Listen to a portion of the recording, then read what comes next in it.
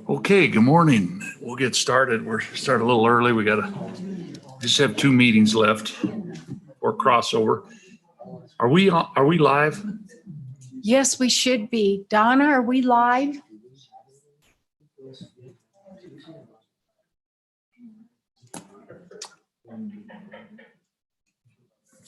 Yes, we are. We're live? Okay. Can you Looks like it. please take the roll? Call the meeting to order. Representatives Baker, Here. Gray, Here. Hallinan, Henderson, Jennings, Roscoe, Sweeney, Yin, Here. Chairman Harshman. 9 present. Okay, very good. Well, thank you. Our discussion.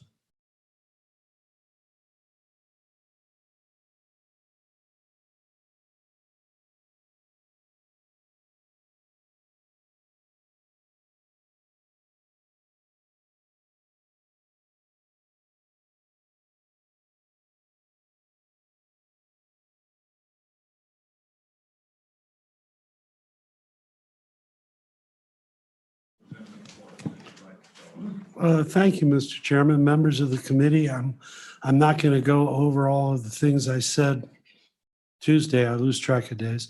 All I really want to say is I'm aware that there is opposition from realtors statewide. Some of the realtors in my community have opposition to this, but I know for a fact that my Board of County Commissioners strongly supports this bill.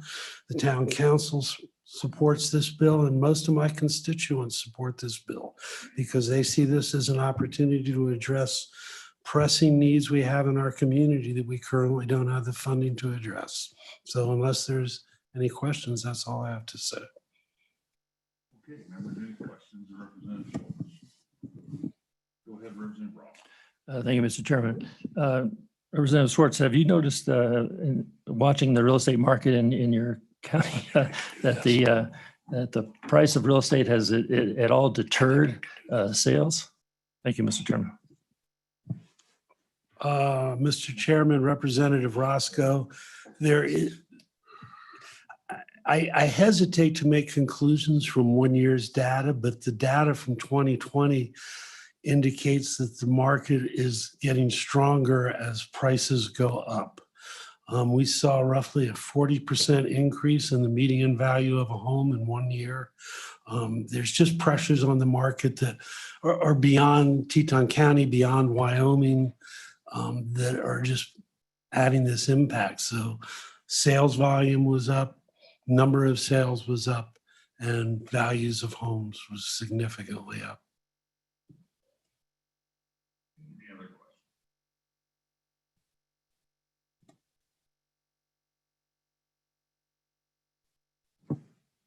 Of course, vote of the people to institute this tax. I mean, really, it takes a vote of the people in that county. Mr. Chairman, in order for this tax to be implemented, first, the Board of County Commissioners, in conjunction with the town council, because we only have one incorporated city, would have to agree to put it on a ballot. They would have to define what uses the money would be for, and then the people would have to vote for it. Okay, members, any questions? Oh, I think we're ready. Is there a motion on the bill? Been moved by Representative Yin. Seconded by Representative Roscoe. Okay, we'll just, this is it's a thick bill. And I think if you have an amendment, any member has an amendment, if you would just direct us to the page. I'm not going to flip this page by page. It's a pretty straightforward bill. Does any member have any amendment that they'd like to make on the bill? Okay, see none. I think we're ready for the vote. Can you please call the roll?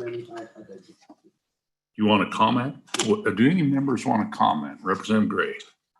Thank you, Mr. Chairman. I would really urge a no vote. I know the sponsor's passionate about this, but it's not about him. It's the issue. And this is going to damage values, real estate values, and it's not conducive to reaching our full potential for a vibrant real estate market. And it's just reality. They've done studies on these bills. I think about some of the classes I took. I mean, there were graphs about economic effects of taxes, and this is one of the worst ones, these real estate transfer taxes, because it's not, what you're doing is you're totally disincentivizing having a vibrant real estate market. And, you know, some might say, well, it's only going to be the counties that opt into this, but I reject that. I think the potential for it is going to be priced in. I think it's going to be also considered in terms of the vibrancy of that market. When sales are made, the potential for this is going to affect people in other counties that may not opt into this. I think it affects our whole state, even if a county does not opt into this. And so I think it's not a good bill. It's really, when you start this structure where you're impinging real estate sales is very destructive, I think, to commerce, to having a vibrant commerce in our state. So I'm a no on this bill and really encourage a no vote. Thank you. Members, Representative Yin. Thank you, Mr. Chairman. So I would say that this is a sales tax. I mean, it's a sales tax on real estate sales.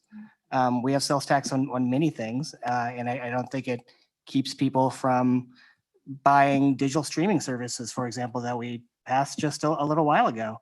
And when we're talking about multi-million-dollar homes, it does have effects on our communities where people can't afford it. So this puts it in a way where we can use some of those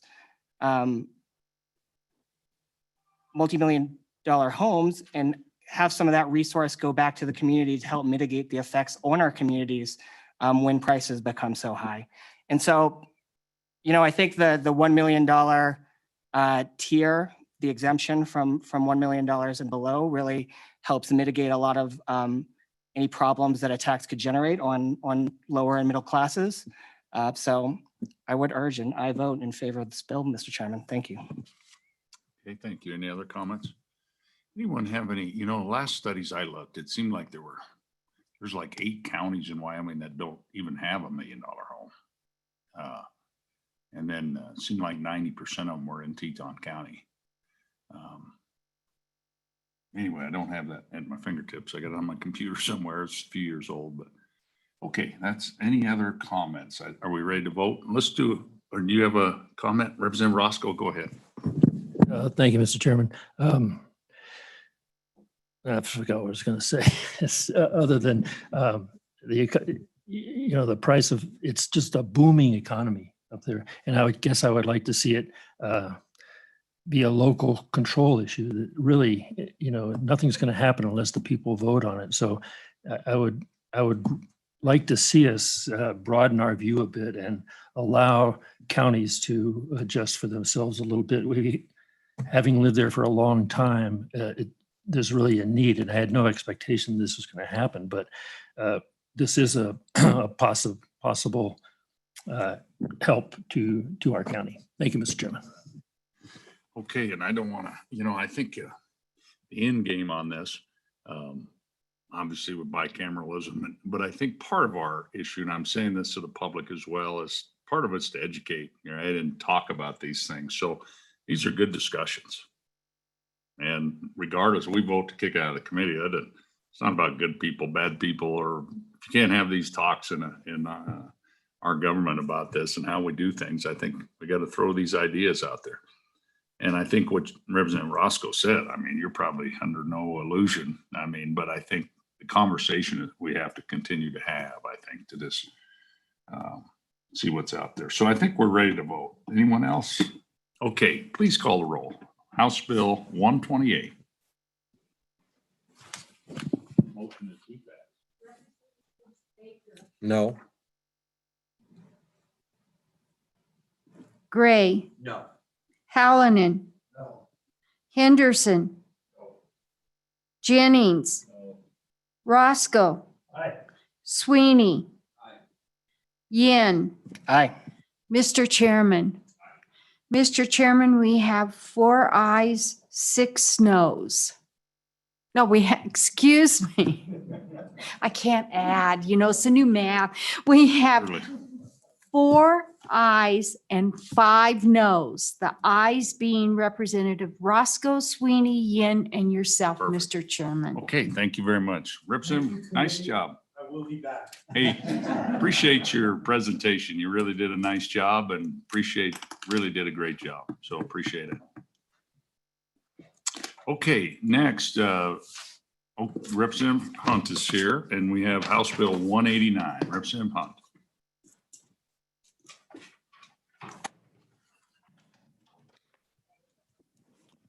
Thank you, Mr. Chairman and committee. I don't know that I've ever presented in front of revenue before, but anyway, thank you for having me.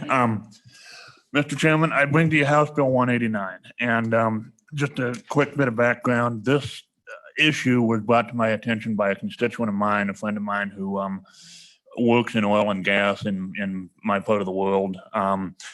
And so the issue being that there's a growing industry out there of innovative, very unique, innovative companies who have hit upon this idea of they're mining Bitcoin, in short. So the way that they're doing this is that they're taking these shipping containers with their computer module processor systems out into the gas fields, and they're hooking them up on site out in the field to generators, and it's the natural gas which would otherwise be flared or vented or disposed of and not transported anywhere for use. They're hooking that excess gas up to the generators to power their computer processing systems. And I'm not very familiar, Mr. Chairman, with the technology. Know frankly little to nothing about it, how it actually works. But that is in essence what they're doing. And so again, talking to my constituent, she was aware that they're consuming that gas for a third-party purpose. Obviously, they're not directly affiliated with the extraction of natural gas. They're not directly affiliated with the oil and gas industry. But in consuming that gas, which would otherwise be flared or vented off, they're using it without paying the severance tax, Mr. Chairman. And so the essence of this bill is to close that loophole. And this is not a new tax. This is not an increase in any kind. This is simply would ensure that these companies would be paying their fair share along with everyone else who consumes natural gas once it's been transferred and purchased. And so, Mr. Chairman, if I may, I'll just briefly walk through the bill, unless there's any questions. That'd be great. Go Okay, ahead. thank you. Continue. So page 1 is existing statute and language. So it starts over, excuse me, on page 2, subsection B, line 12. We're talking about adding new language that says that natural gas consumed on the site where natural gas is produced for any purpose except for those specified in current statute. And that's just adding on to the current existing definitions for what natural gas is up there, Romanet 15, line 1. Over on page 3, this kind of gets more into the meat of it, line 8 with the various exemptions. And so, again, as I've kind of explained, subsection J, natural gas which is vented or flared under authority of the Oil and Gas Commission, or which is reinjected or consumed prior to sale for the purpose of maintaining, stimulating, treating, and in any form processing crude oil or natural gas from which it was produced has no value and is exempt from the taxation. And then we insert new language starting on line 16. This exemption shall not apply to natural gas that is consumed prior to sale for any purpose not specified in this subsection or in subsection M of this section. And then, Mr. Chairman, over on page number 4, section 3, it was just saying, except as provided in subsection B, this act effective immediately and upon completion. Mr. Chairman, that's the bill. It's relatively short. You'll be hearing testimony, I know, from a couple folks who have some proposed amendments. And, my apologies for not, getting this together sooner and working with them more. But anyway, I want this to be very specific to these third-party folks who are not in any way affiliated with the extraction of natural gas. I don't want to ding anybody for running generators or any other equipment off of natural gas out in the field for the purpose of extracting more of the resource. So I'm open to discussion on that and any amendments that they may be bringing. So, Mr. Chairman, that's in essence the bill. Happy to stand for Perfect. questions. Okay, and I think one of your co-sponsors is here. Representative Burkhart, do you have any comment on the bill or? Welcome and thanks for joining us. I'm sorry, I didn't see it. I snuck in. Thank you, Mr. Chairman. Mr. Chairman, members of the committee, one thing too, there are companies in Wyoming doing this right now. And there's a variety of approaches to it. I know of one company in Casper, they are paying the market price for gas. And I would assume that that also includes the severance tax on it. There are other companies that have literally signed contracts to buy flare gas for a penny, thus claiming that it's useless and they've paid what it's worth, and still taking this to put into production of their electronics. I think it's an easy step to go from the electronics of Bitcoin mining to then providing a microgrid even for the local landowners. Landowners say, gee, you're generating electricity. Could I have some? Put a line in, surface line to the ranch house, and pretty soon they're getting electricity, and pretty soon the other people, and these severance taxes aren't being paid. And I agree with the good representative. It's not a new tax. It's just how you look at the tax on gas that's being flared. Now, there are rules already in place that if you flare too much gas too long, you do pay the severance tax. And I think they're working that gray area to their own benefit. There's some in other states that are claiming they get free power. And for most of you, you may be picturing a little portable generator like one you might have at your house.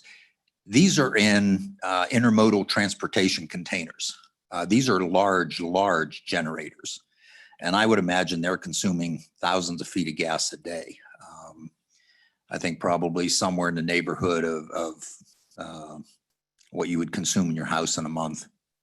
So, and that's the nature of the bill. And if I can answer any questions specific to the flaring of gas or capturing it or anything, be glad to. One thing also, the volumes of gas they're using, they have to have a little bit of pressure to it, which means they probably have some sort of compression to it to use large quantities the way they are.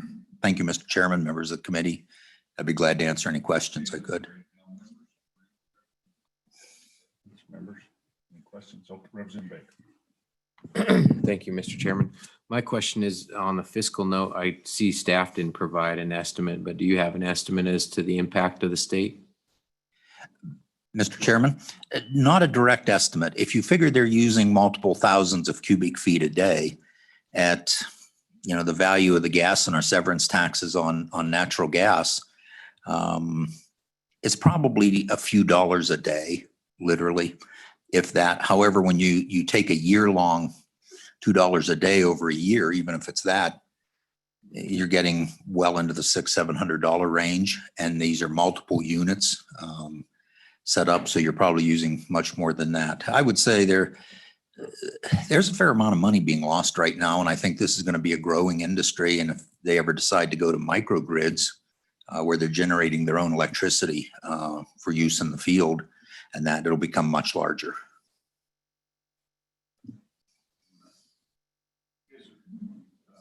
Anybody executive branch in the wings that would like to comment on this? Department of Revenue or anyone else? I don't know if they're. Mr. Chairman, I have Director Noble and also Tom Kropatch from the Wyoming Oil and Gas Conservation Commission. Would you like me to admit both or? Sure, that'd be great. That'd be great if they have any comments.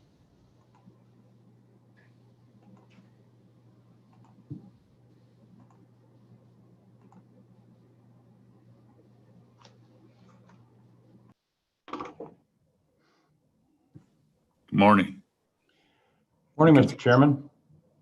Go ahead, Members of the Director. How about you go first? Good morning. Sure. Mr. Chairman, members of the committee, I'm Dan Noble, Director of the Department of Revenue. I understand what is being attempted with House Bill 189. I'm a little concerned about it only because the severance tax is a tax on the extractive industries. And this kind of, it kind of points to whether this actually really even needs to lie in the severance tax statutes. The real issue here is the tax is being imposed on the extractive industry, and my understanding from the testimony is that this is making use of gas that would normally be flared. Well, if it's not being flared, then I guess it's being consumed. And the real issue there is, do we have an event that is subject to other taxes? The real issue, I think, is there's value associated with this if it's not being flared.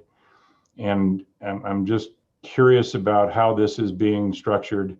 I don't necessarily say there's have a disagreement with it, but I mean, one of the things that is allowed under current statutes is a certain amount of flaring is allowed in this industry. And I guess the question would be, if it's not being flared, is there an issue associated with whether the tax should be imposed, or should there be a discussion about the fact that this is gas that is being consumed, and there is obviously value associated with it. I'm not really sure how to approach it, but I mean, it's kind of an interesting dynamic because it obviously the severance tax is a tax on the extractive industries, and I'm really kind of struggling with this because the way this is structured, it's not really it's not specifically in the exemption statutes. It's really a definition, and I think that's probably creates some problems. It's just a little odd, but I don't know that it's, don't really know how to approach it. I'm assuming there's some others. I would assume the Oil and Gas Commission has some interesting thoughts on it as well, but I'll just point out that this is a tax on the extractive industry, and I'm not sure this really resides as a part of the extractive industry. I'm having trouble with it, I guess is what I'm saying, and I'll certainly stand for any questions. Any questions, Director? Hey, appreciate, and of course, we know you'll hang in here for Chairman Kopish. Welcome. Mr. Chairman, thank you. Can you hear me? Can. Thank you. Mr. Chairman, my name is Tom Kropatch. I'm the Deputy Director for the Oil and Gas Commission. And I really don't have any comments on the bill, but just wanted to be present in case there was questions for the commission, especially related to the flaring used on lease questions that are in the bill.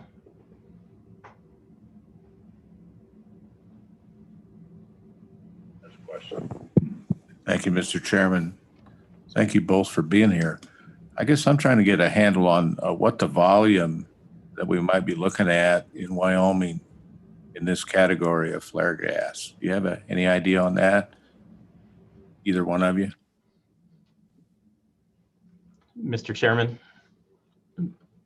Representative Henderson, we aren't aware of the total volume. We are aware of a company or two that have come in front of the commission initially to request flaring above what's allowed by rule, and found or used this cryptocurrency mining as an option instead of flaring the gas. In that case, it wasn't a large volume of gas, but that's just the one company that has come in front of the commission. I think there are other companies that are using or utilizing this method to avoid the flaring. And because they're not flaring, they technically don't have to come in front of the commission to request to use this gas for this purpose. Thank you. Okay, very good. Question for the sponsor, Representative Hunt.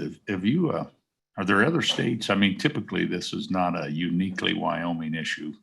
Are there other states that are energy states experiencing this? Excuse me. Thank you, Mr. Chairman. Uh, Mr. Chairman, are you speaking to, are there other states that have addressed this issue? The or- same issue, yeah. Mr. Chairman, not that I'm aware of. I think that, in fact, I can pretty firmly say no. Because this is a new technology and it's a new approach. And so, frankly, the intent of this bill is to kind of get out ahead of this because, it's frankly not a huge issue right now. But as, my good co-sponsor said, I think that down the road, there is potential for the idea to catch on, not just through the Bitcoin miners, but through microgrids and other things. But that being said, there are other states that have seen this technology come into utilization. I know North Dakota, I believe Montana, and I know Colorado have. So no, it hasn't been addressed, Mr. Chairman, but it is seems to be an up and coming issue on the horizon. Okay, very good. I think we're going to go to public comment then. And folks, we have 3 seats up here. If you guys want to just start filling them up, we'll queue everybody up. Are there folks online that have their hand raised on the Zoom as well? Mr. Chairman, I have one individual, Will Reese. Would you like me to admit? Perfect, yeah. Why don't we start with Will Reese? It's all Mustangs here today. We got Mr. Obermiller lined up, Will Reese, 2004 graduate. Thank you, Mr. Chairman. Yeah, good morning, I should say. Thanks Yeah, for good morning. My name is Will Reese. I just wanted to introduce myself and my company. One of the sponsors made a reference to a Casper company that's doing this, and we are a Casper company. I'm a co-founder, co-owner of a company called Highwire Energy Partners. We were formed early last year to deploy the sort of technology that we're talking about here. And we do have a significant number of units running in the state of Wyoming. I think I wanted to inform everyone on the committee that we're really proud that we use a Wyoming generator company. We use Wyoming electrical workers and fabrication shops to put our stuff together. I mean, we're just really a Wyoming born and bred company. And we're real excited about this solution. In my day job, I'm a oil and gas attorney at a large firm in the state of Wyoming. I appear at times in front of the Oil and Gas Commission and am familiar with this issue and the solution that it can provide to operators.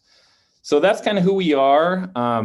And as to the bill, I don't rise in objection or have any big problems with the bill. I wanted to just kind of inform you and be available for questions of how this works in my experience, how we do it. In preparation for getting on today, I called every single one of our users of our product in the state of Wyoming.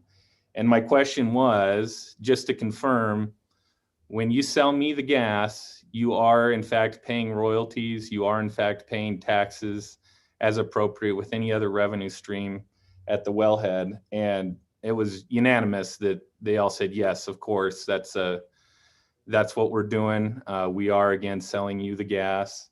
And we know as oil and gas producers how to appropriately treat that. So if there was a loophole here, I just wanted to inform you that we have never had any interest in utilizing it. And we've worked with our customers to ensure that that's not a loophole that they're using. If I did have any real meaningful comment to the bill, it would be in 3914 203 BV, which is the valuation. It talks about an arm's length transaction. One of the sponsors, I believe, mentioned a penny in MCF, and we most certainly don't do that. That was one of the things that as someone who works closely with the oil and gas industry with these operators, I wanted to provide a fair value for the gas. But on the other hand, there are certain infrastructure costs and reasons why this can't get to market.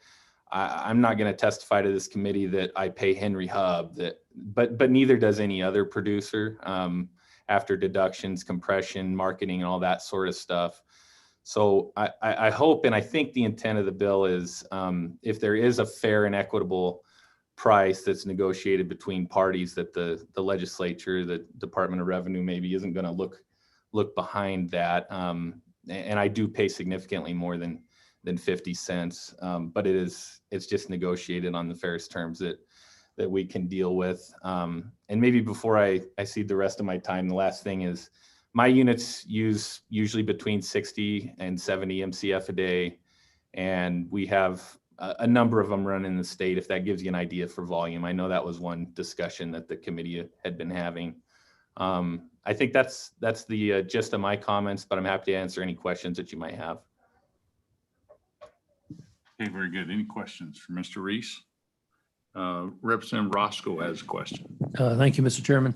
Mr. Reese, or maybe this is a question for Mr. Obermuller, but if you could just educate me a little bit on where the severance tax is imposed in the gas stream, from the wellhead and where the flaring takes place, and just help me understand that a little better. Thank you. Okay, Mr. Reese. Sure. Yeah, I'll do my best. We treat ourselves like any other gas purchaser. So there's a custody transfer meter right at the mouth of our generator. And I believe that's where the sale takes place. I hope the director of the department won't correct me. I'm most certainly not a tax expert, but that's how I've envisioned the transfer is again, we meter it at the mouth of the generator. That's when we take custody and essentially purchase the gas. Very good. Any other questions? Okay, thanks for joining us. Really appreciate your testimony. Thank you, Mr. Chairman. Okay, Mr. Obermuller. Good morning, Mr. Chairman. Nice to see you, members of the committee. Pete Obermuller, President of the Petroleum Association of Wyoming. Thank you for taking this up. I wanted to thank the sponsors of the bill. The sponsor is right in terms of this being pretty new. This is a new policy challenge for everyone, for you all. Actually, your colleagues in North Dakota are debating, as we speak, a very similar bill. This legislature and that legislature and my colleagues there are the only ones dealing with this right now, and you're doing it simultaneously, and we're sort of struggling through it together. So let me just say at the outset, Mr. Chairman, that that PAW supports taxing the gas when it's sold to a third party for value. So we support the concept of the bill. And unfortunately, because of the newness of it and trying to work through some of the complications, unable to provide you, I have an amendment. It's a bit of a complicated amendment. And so before I even get into some of the reasons for it, I want to just suggest, obviously committee does what it wants, that perhaps either we table it till your next meeting, and I know that delays things, or you could theoretically pass it and we could continue to talk about it, maybe lay it back a couple of days on committee of the whole and work on an amendment. And let me explain why. First of all, Mr. Chairman, I actually don't think that the language imposes a tax at all. I don't think it accomplishes what the sponsor wanted to accomplish, and probably what you want to accomplish. And that's not the sponsor's fault. Trying to figure out exactly how to word this so that it makes it happen is not necessarily easy. But as it is right now, you know that the exemptions that are outlined in the bill. Let me move to the bill so I can give you the actual line number. On page 2, line 14, where it reads, except for those specified in 3914-205J. That's the part of statute already that provides the exemptions, and the exemptions are for on-site use for purposes of basically for assisting continued production. And when you talk about an oil and gas well where there is not gathering capacity, there's not midstream in order to take the gas away, anything that helps to deal with the associated gas from a well helps in that production. And quite frankly, crypto mining, oddly enough, helps to use associated gas without venting or flaring, and therefore helps production. So the argument can be made that that crypto mining actually fits within the exemption as it is, and even under the language, and then it still would. So there's some competing values. Let me clarify. It's not necessarily competing values. There's several values here that I think are important both to us and to the state of Wyoming. One, the severance tax exists because we're severing the mineral, and we want to get value for that if we're going to sell it on the market. So we want to make sure that happens if we're selling it, no matter whether we're putting into a gathering line or whether we're using it for crypto mining. That makes perfect sense. When the infrastructure exists for it to go from the well into a gathering line and out to market, that's important. When we don't have that takeaway capacity, then this legislature and other policymakers is a value to ensure that production can keep going until the infrastructure exists. And to the extent that crypto mining actually helps us reduce venting and flaring, that has a societal value as well. It helps continue production and reduces emissions at the same time. That's a side benefit that we're experiencing here. So, Mr. Chairman, the way North Dakota is moving on it, and the way I think that we should think about it is that if we're in a situation, sort of two situations really. If we're in a situation where we're producing gas and infrastructure exists to take it away, and the companies in a private transaction decide to sell some of it for some other purpose, including crypto mining, and there may be others, that should probably be taxed.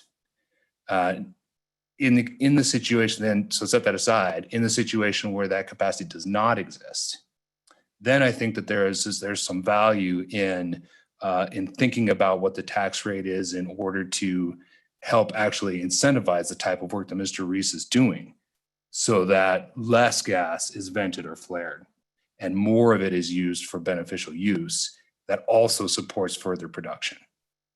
So the way North Dakota is looking at that is that it tax in full when the capacity exists. When it doesn't, they have a reduced rate during that time, goes away once the midstream capacity is there. So those are sort of the competing issues there. I do, Mr. Chairman, I have suggested language to get there. It's not the kind of thing I can just read into you, though, unfortunately. It's a little bit complicated. So, and I apologize for that. I sincerely wish I could have distributed it beforehand, but we can, depending on what the committee wants to do, we can continue to work on you. The bottom line, Mr. Chairman, is we'd like to see it move. I think this is a good idea. The concept is good, and we want to be helpful in getting that to move. Not trying to delay for not. No, it's not a shell game, Mr. Chairman. I'm trying to be about helpful. making them better. That's the process. You bet. Well, we really appreciate it. I think Ribson Hallinan has a question. Thank you, Mr. Chairman. I guess I'm kind of ignorant, but I don't understand what crypto mining is. Could you explain that, please? Yeah. Thank you. Thank you, Oh, Mr. that'd be Chairman. great. Go ahead. Rick. Yeah, Mr. Reese can probably give a better answer, but I can give it to you very basically that essentially crypto mining is just the catchphrase for the large amount of computer processing that takes place in order to basically in order to find, for lack of a better word, Bitcoin or other cryptocurrencies. And that computer processing takes an enormous amount of energy. And so the clever entrepreneurial part of what Mr. Reese is doing is going to where the source of that energy. So you take the associated gas, run the generators to do the enormous amount of computer processing to mine the cryptocurrency. Yeah, no, it's really a great idea. And I think, and Mr. Reese pointed out, I mean, it's a Casper company that's really kind of led the world in this technology, and it's really amazing. I think Representative Yin has a question. Thank you, Mr. Chairman, Mr. Obermueller. I mean, I think I agree with you. So I'm trying to figure out a way to simplify it and see if you can see if you can answer whether or not I'm correct. So ideally, we're talking about, we have waste gas to support being able to continue producing gas when the capacity to transport isn't there, right? And so the policy question is it worthwhile to incentivize using waste gas instead of just throwing it up in the air and burning it or venting it or use it for some useful purpose. But if we start taxing that, we actually disincentivize it to the point where we might start throwing the gas away instead of using it for useful purpose. Is that the intent? Mr. Chairman, O'Meara. Representative Yin, yeah, you're exactly right. And thank you for clarifying. That's right. So if, in the case where there is capacity, if there's less tax on the third-party sale to crypto mining, then it actually incentivizes that over putting into the midstream and sending it to market, which we need in Wyoming and the United States. If there's not the capacity and it's taxed, then it adds a cost to doing that activity as opposed to just venting and flaring. And if that, I can't speak to whether that would incentivize it, but it certainly adds a cost to using that waste gas as opposed to incentivizing having it be used for a purpose rather than vented or flared. Okay, any other questions? Representative Jennings has a question. Thank you, Mr. Chairman, Mr. Obermueller, and Mr. Reese. So this is just kind of a personal edification question. In the old days, before the gas was refined on gasoline, they called it case and head, and you could burn those in your vehicle. A lot of people did it. It was hard on your vehicle, so there was a trade-off. You could get cheap gasoline, I suppose, but for something that was just going to be done away with. So is that a problem in this too? Because you're not refining the gas, you're actually capturing it. And so I'm assuming that it's not refined or dried or any of those things. So is there a cost to the people that do this? Maybe Mr. Reese, do they wear equipment out quicker? Is there a cost to doing that sort of business also? Go ahead, Mr. O'Meara. Mr. Chairman, I'll defer to Mr. Reese on that. I'm not familiar with the technical aspects of how it works. Go ahead, Mr. Reese. Are you still with us out there? Yes, thank you, Mr. Representative, Mr. Chair. No, we use some field gas generators, Moser Energy Systems here in Casper, Wyoming, that are purpose-built to take this casing head field gas immediately. So in the sense of if there is extra wear and tear on the generating equipment, none more than the usual use that these generators are employed for. As to the operator, we take the gas as they have it. So there's not any extra dehydration or even compression costs. It's usually at a pressure that these generators were specifically designed to take. So I don't believe there's a trade-off or an extra expense in that way. Okay, very good. Thank you. Any other questions? Representative Sweeney. Thank you, Mr. Chairman. So mine's more of procedural. I believe I have a direct conflict with this particular bill, and I'll vote that way, but procedurally, can I ask questions? Oh, certainly. Okay, thank you. My conflict is one of our companies leases to Moser's competitor, which is Mesa. And so that's my conflict. But I am curious, and I know that company, Mesa, also is partnered with data mining companies also. And my belief is, and correct me if I'm wrong, that they're providing electricity where power lines aren't to begin with. And the units, clearly, I know Mesa has testified to Congress about the amount of carbon that is prevented going into the atmosphere is huge compared to flaring. So if we can figure out how to do this and not harm that industry, is that your belief in what the amendment that you're proposing would do? Mr. Obermueller. Mr. Chairman, Representative Sweeney, yep, precisely. Mesa does extraordinary work, and the exemptions as they are right now, we deal with we try to deal with venting and flaring from a taxation policy perspective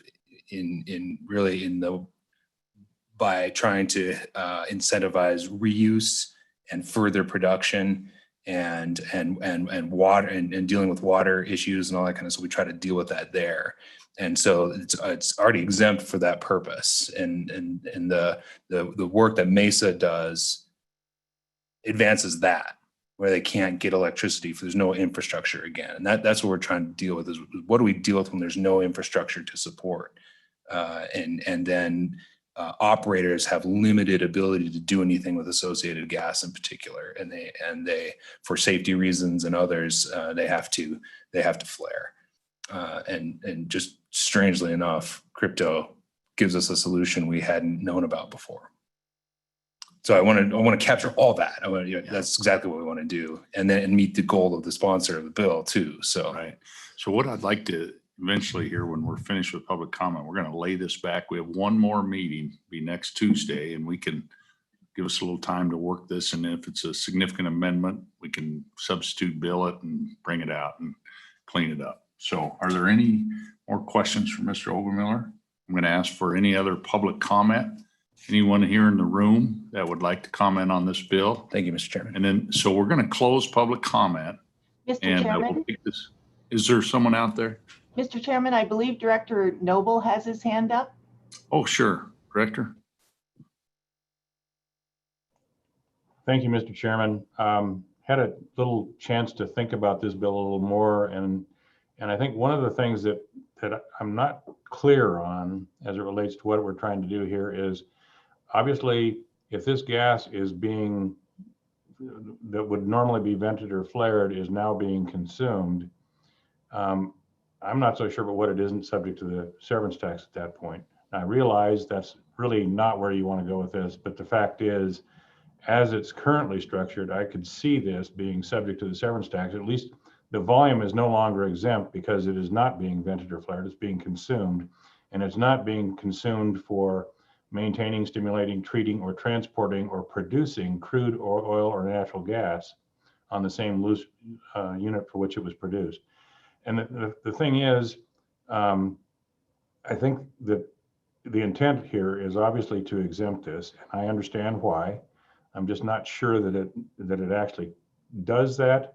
And I haven't seen Mr. Obermuller's amendment that might very well address and make it very clear that the intent is to make this exempt. But I don't know that it achieves that purpose the way it's structured now, because obviously the authority for venting is under the Wyoming Oil and Gas Conservation Commission, but if it is not being vented or flared, I'm not sure that it meets that criteria. And I believe that there could be an issue with it. That being said, I haven't seen the amendment. I think it might very well address it. And I certainly understand from the policy perspective why it is a good thing to allow use of something that would normally just be vented into the atmosphere. Okay, very good. I think we're going to lay this back then. Okay, Ms. Vice Chair has a question. Thank you, Mr. Chairman. I just wanted to ask this question before I forget it. I'm thinking, if it's possible, do we have a clear definition? Director Noble left. Okay. Director, do we, through you, Mr. Chairman, do we have a clear definition in this process where I'm seeing potential here for value-added purposes or use? And we have that all over the place, as you know, that we already look at. And I'm asking, do we have a clear definition in our state for that, in this industry, for this particular flare gas product? Director? There is a definition that is proposed in definitions, and it basically talks about natural gas that is consumed on site where the natural gas is produced for any purpose except for those specified under 205J and M. But it doesn't, I think one of the things that is kind of interesting about this is it doesn't anywhere in this bill mention crypto mining as what we're after here. So this could be fairly broad in its use. And I don't see that there's a problem with utilizing gas that is normally going to be flared or vented for any purpose, but I think it should probably be better understood as to what it is we're actually trying to get to here. Because this really talks about any purpose for this gas, and I guess my concern with it is I'm not sure that it's meeting what we're trying to do here. Really, what you're trying to say, I think, in this is that if there is any alternative purpose for making use of vented or flared gas, we want to basically allow for that and exempt it from the severance taxes. And if that's not appropriate, someone needs to tell me, but I get that's kind of where we're trying to go with this. And I don't disagree with the intent. I think we probably need to have some work to do here. And like I said, I have not seen the amendment that might very well address that issue. I just don't know. Okay, very good. Anyone here else would like to comment? Okay, we're going to close public comment. We're going to lay the bill back. We'll go to work on it and take it up first thing on Tuesday. Probably start a little early again. We'll have a full slate to finish up. Okay, very good. Next bill then for our consideration is it's actually House Bill 181. And Representative Yin, maybe outline for the committee kind of what you're thinking before we get too far down the road there on this. Representative Yin. Thank you, Mr. Chairman. So, I brought this bill as a kind of a conversation piece on as we start to move towards making some cuts in state government and then having town and county governments pick up some of the slack. I wanted to figure out and think about ways that towns and counties can get a little additional flexibility so they can pick up the slack. Because I know I've heard from members that they want to see town and county pick up some of the slack. And if we want to do that, I think that's fine, but we need to figure out how they can do that. And so this was brought as an option on how to do it. My concern with the bill essentially is that it's a little awkward, to say the least. And so what I wanted to do is just use it as a conversation that maybe we can take into the interim, Mr. Chairman. And I'd be happy to lay the bill back as it is, but I do hope that we can continue the conversation about it in the interim.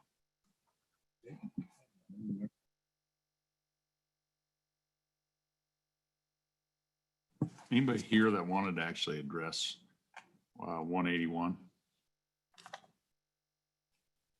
Go ahead, please come forward, Jeremiah, and introduce yourself and who you represent, of course. Mr. Chairman, members of the committee, I'm Jeremiah Riemann here on behalf of the Wyoming County Commissioners Association. Appreciate the opportunity to speak on this bill.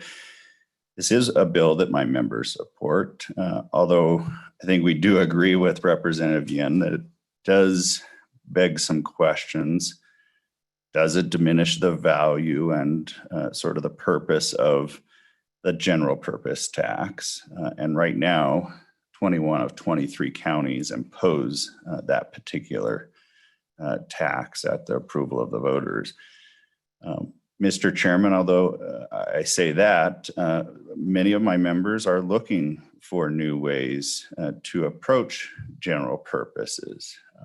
You could take Park County as an example. This last voting cycle, they did approach their voters about the general purpose tax. They're one of the two counties that don't have that particular tax. And in those jurisdictions, all of the county as well as all of the municipalities passed resolutions advising the voters specifically how they intended to use that funding. So in some ways, they were headed towards this direction of making it very transparent, their intent of using those funding. Now, the difference, of course, with the general purpose is that you have consistency of you generally know what that funding is going to look like, subject to the market over the course of a 4-year period. That's the current period of the tax. The difference, of course, is with the specific purpose, you note the dollar amount that you're going to collect. And you bill against that as that is collected. And once it's collected, the tax falls off. So, Mr. Chairman, again, it does have some questions that we need to perhaps work through. I don't know if those are legislative questions as much as administrative things that my members and the local governments will have to consider. But nonetheless, with that comment, my members again do support this bill and appreciate your consideration of it. Members, Representative Gray. Thank you, Mr. Chairman. So, you know, this concept is actually something I've talked, not specifically this idea, but using the general purpose tax for ordinary operations of government is whenever the counties come to say we need more money, I say, well, you've got this general purpose tax and a lot of it is being used on discretionary projects. But I'm just confused about this concept because most counties aren't using the general purpose tax at all for this purpose. So why would you open up the specific purpose tax when they're not utilizing the general purpose tax in general for this purpose? I mean, I'm sure there's some exceptions, but that's the part that doesn't make any sense to me. I mean, we've provided this option on the general purpose tax and counties aren't utilizing it. That's why I voted no on the specific purpose tax because, you know, to me, they're not using the general purpose tax for its purpose. So, I mean, anyway, that's my question. Trying to get my mic to work. Any thoughts, answers, questions? Mr. Chairman, Representative Gray, I don't know that I understand the question. The general purpose, again, is imposed in 21 of 23 counties, and they can use it for a variety of general purposes at the local level.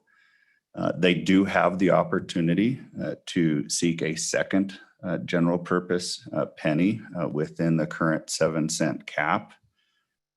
They also have the opportunity to go for a specific purpose. I believe my last count on that was that 16 of the 23 counties have a specific purpose in place, and several have had that drop off over the course of the last year. So again, that one comes and goes based on the collections that are taken in. So my members are utilizing these options available to them.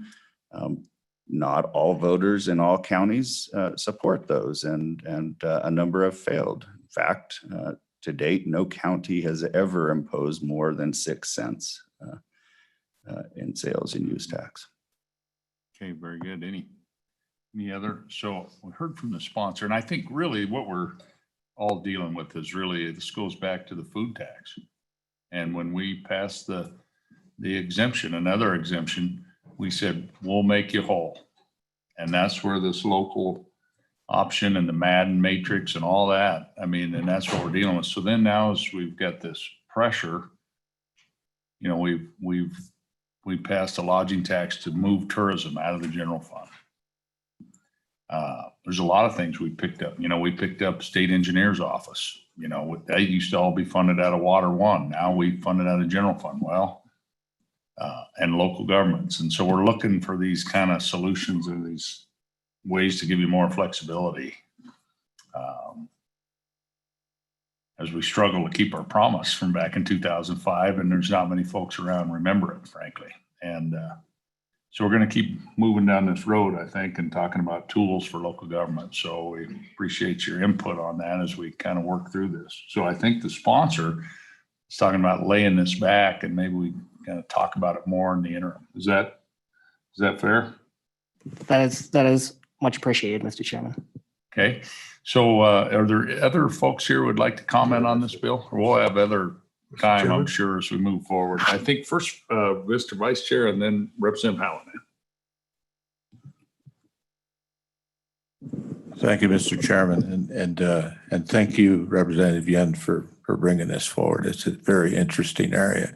You know, my first session, I was looking at the distribution of these taxes, the revenue, and I was talking to a lot of members who were willing to go a little further if they were able to come up with some sort of a spendthrift provision, so that you wouldn't have, it would be voter decided, county, local government, and local control, voters decided. But do you think there's any appetite for that spendthrift provision? or something to that effect? Mr. Chairman, Representative Henderson, I think we have that system at the local level. The reality is my members have to take these general purpose, specific purpose, and economic development taxes to the voters. In terms of the general purpose, they have to take it every 4 years. The specific purpose, they have to take it after collections and again, within the thresholds. The same thing with the economic development. So we have to present the case for imposing these taxes long-term. We don't have permanent impositions existing today at the county level. Okay. Representative Helen. Thank you, Mr. Chairman. Mr. Ryman, wouldn't this provision make the specific purpose tax essentially the same as a general purpose tax? Thank you, Mr. Chairman. Thank you. Mr. Chairman, Representative Howland, I think that's what I'm referencing to in terms of, do we diminish the general purpose? I think the main distinction here, of course, is the timeline associated with the collections. Under the general purpose, you have 4 years, and you're going to collect that during that time frame. Specific purpose, you name the dollar, and if the voters approve it, you collect until it's collected.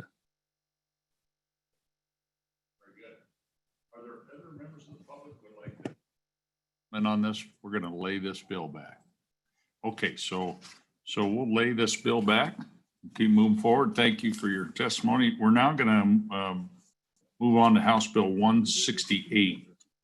And the minority floor leader is here to present the bill. Good morning and welcome to the committee. You served on this committee faithfully for many terms, I think. I did, and it's nice to see you all again. And those of you who I served with. Mr. Chairman, if it's okay with you, I've got a Perfect. couple handouts. You bet.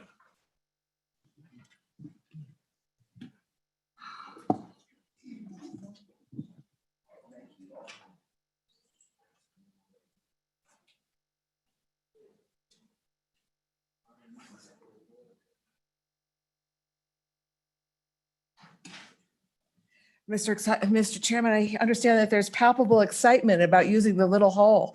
Now, on one of my committees, instead of using it, I tried going around and behind and all of that.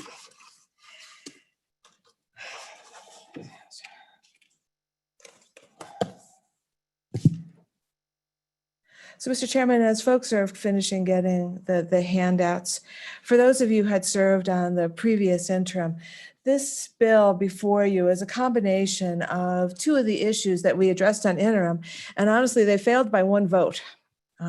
Expanding the service tax and exemptions on data centers and manufacturing. And so if I may, Mr. Chairman, I'd like to use this in part as a vehicle to talk a little bit about the need for taxation and where we stand as a state in comparison to others. So the first thing for you that I have, and something that we've just started really kind of understanding, is this one pager that's called the Wyoming Estimated Tax Capacity. This was produced by our LSO budget fiscal staff. Know that there is a much longer report that was put out by LCCC this summer as well. But what this one pager does is it compares Wyoming to our contiguous states, which we like to do, and looked at what their taxation rate is in each of several categories. And what you'll see is that Wyoming is significantly lower than each and every one of those states. And then this calculation indicates what's called our tax capacity is. What's the ability for us as a state to remain competitive in terms of that particular tax category with, again, those contiguous states. And you'll see in each and every one of our categories, when you get down to that first shaded box, that Wyoming could increase our rate of taxation to meet the average of our surrounding states. We have a reputation for being business friendly. No two ways about it. Our taxes is part of that. But what these studies indicate over and over and over again is that we can increase our taxes and still remain competitive. We have that capacity. So for individual income tax, the average is almost 5%, ours is 0. Corporate income tax, the same. Sales and use tax rate, we could increase 1.5%, and that's what I'll be talking about today. You could also see with property taxes, right? Residential, commercial, and industrial, and fuel tax. Every one of them, we have capacity. So given that, and given our thorough understanding at this point that that capacity exists and we will remain competitive. Every bit of this evidence indicates that we will remain competitive if we utilize this capacity in a meaningful way. We began on the Revenue Committee to look at methods to do that. And one of them, and the one that had the most appetite during the interim, whether or not I agreed with that appetite, right? I had my own choices, but the appetite of the committee was about looking at sales and use tax, right? And that's why we hear about that penny. But we also have the understanding that we have right now a very limited and narrow sales and use tax, in that it doesn't include services. And in fact, yesterday we kept on hearing about South Dakota. And South Dakota is a state that taxes services, right? We don't. So your second handout, right? And this was produced by our Department of Revenue,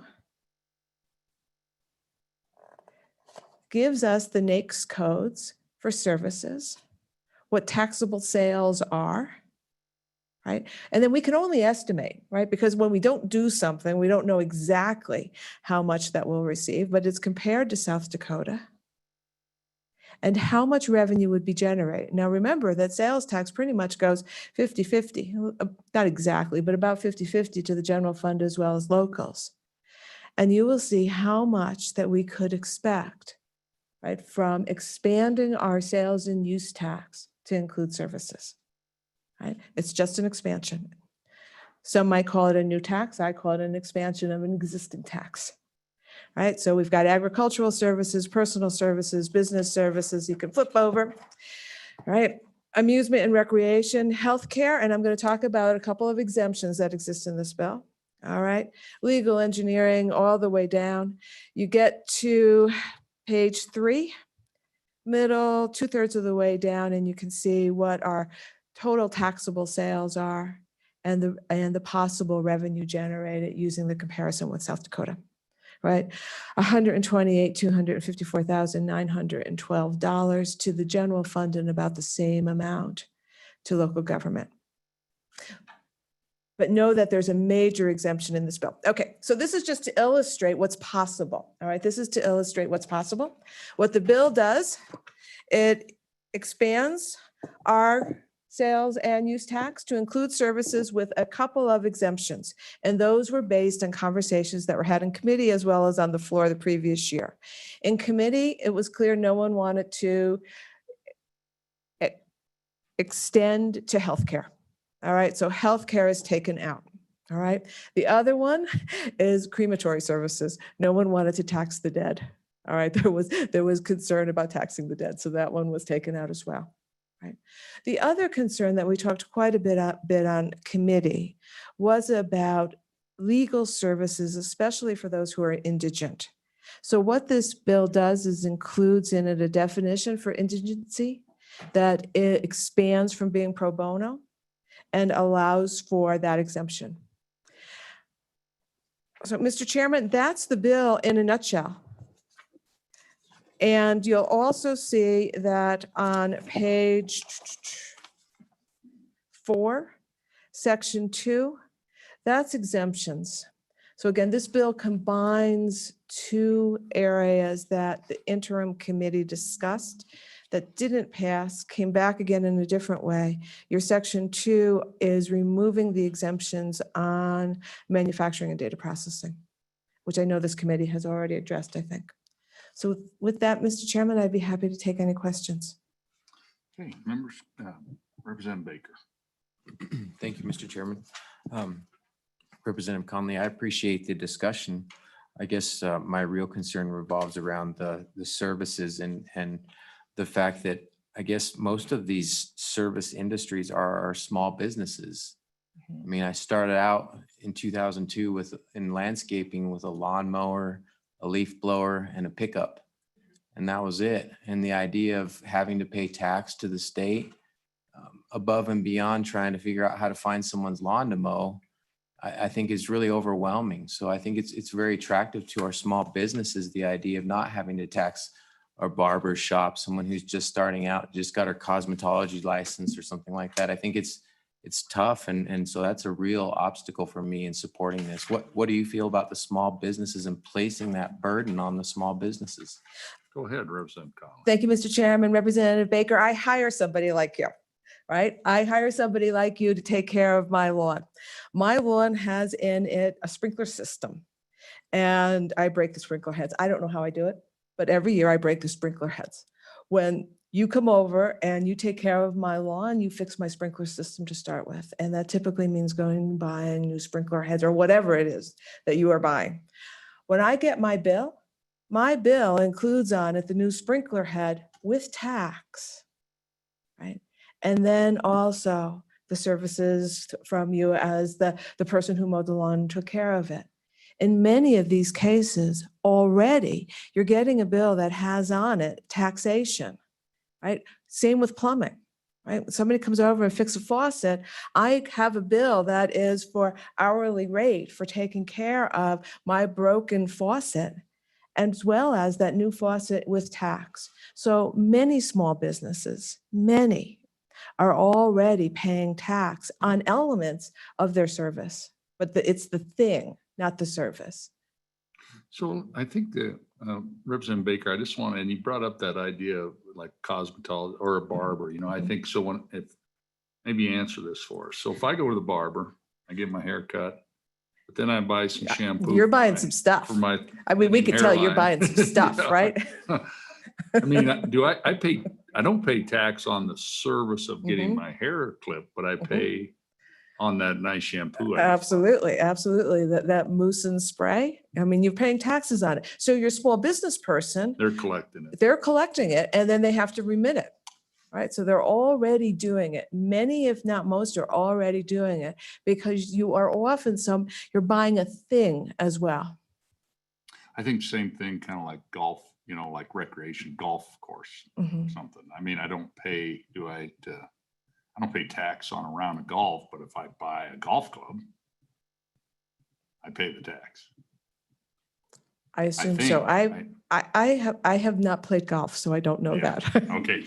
I think Representative Baker has some follow-ups. Yeah, Mr. Chairman, I appreciate that answer. I guess drilling down a little bit more, if I were to buy a sprinkler head from a box store, they're the ones that administer the payment of that sales tax to the state.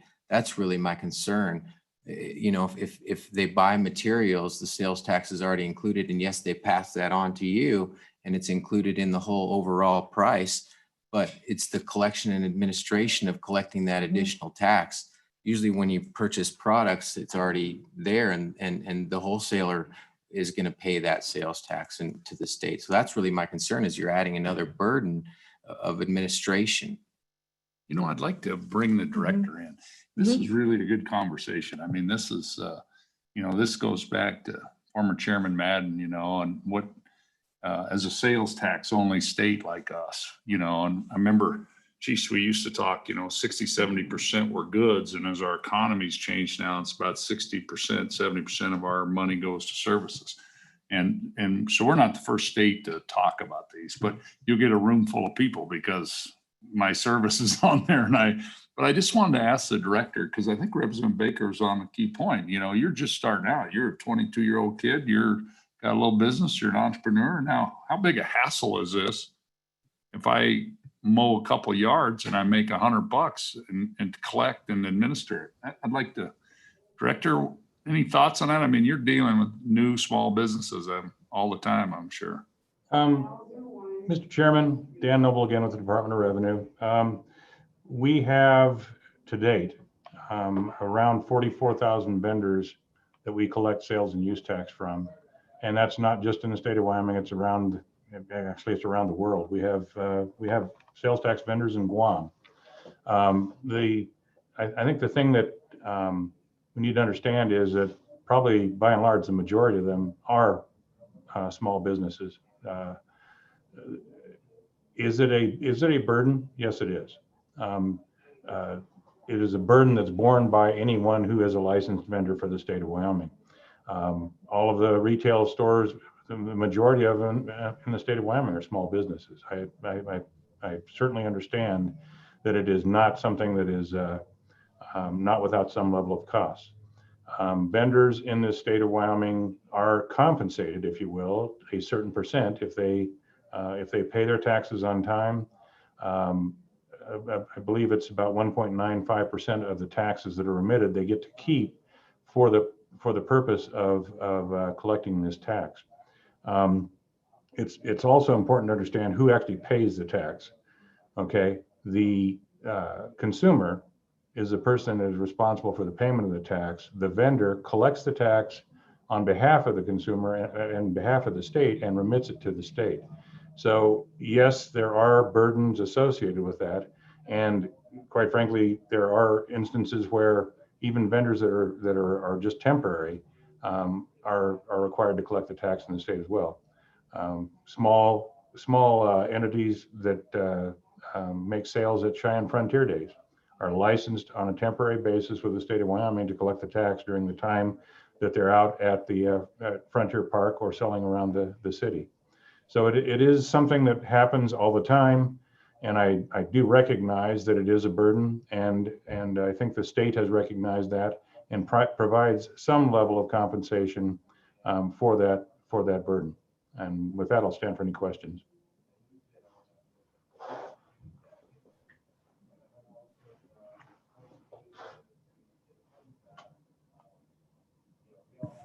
You know, we've talked about this obviously before, but one that always comes up is ag veterinary services. You know, 'cause you've got these guys out in the field, and I've spoken to a couple. I know two that do the ag vet, not where I take my dog. I'm talking about guys out in the field working. Was there some talk about that or excluding that specifically? Mr. Chairman, there was talk about excluding everything. Well, yeah, sure. To be honest, I don't specifically remember that testimony, but again, you're number 7 on here, 10-1, somebody spoke about it. Yeah. Again, we were compelled in testimony by 2. Virtually no one taxes healthcare services going to the doctor, but this body is the one that did not want crematory services. Then we included everything else. You know, I think this medical service thing though, you know, who pays that tax? You know, if it's a Medicaid, Medicare won't, but I think Medicaid will.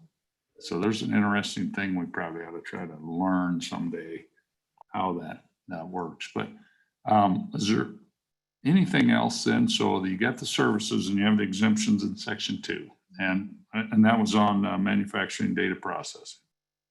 Okay. Mr. Chairman, I probably will come back at the end after there's public testimony, but to me, it's important that this committee take this issue seriously, regardless of where we think we're going with this session. And I would ask you to really pass this bill out. And in part, it's because we want this part of our discussion, right? We want this part of our discussion as we move forward. Again, regardless, you know, we've been here, we are not a poor state. Right? We have the best sovereign wealth fund in the nation, right? All of those kinds of things. We've got some CARES money coming in, but the reality is what we have relied on since statehood for the most part, right? In terms of paying our bills, it has changed, right? No, actually it has dried up. It's our obligation to change it so that it's meaningful. So we need to keep these discussions out there. And honestly, passing this bill helps keep the discussion out there, you know, whether or not it's heard this session on the floor or not, but that we are taking it seriously. And this is one of the options. Okay, questions, committee, Representative Hallinan. Thank you, Mr. Chairman. Representative Connolly, have you thought about the effect of raising these taxes? I guess it's, I don't know how many million is involved in this.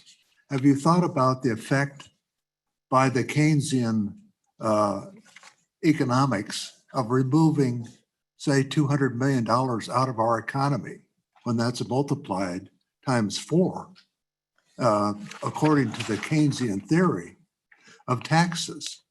So that would be about $800 million out of our general GDP. Have you thought about that at the same time?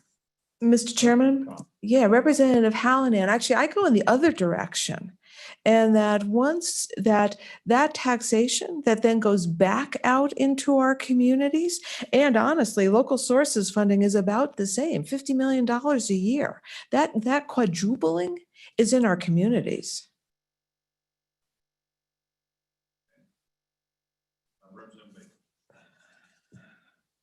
Yeah, thank you, Mr. Chairman. Representative Conley, I've just been thinking here,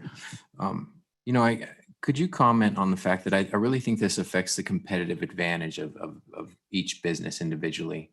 Because if going back to the sprinkler system, each person can go and buy the same sprinkler head from the manufacturer, but the real competitive advantage is in the service that you provide.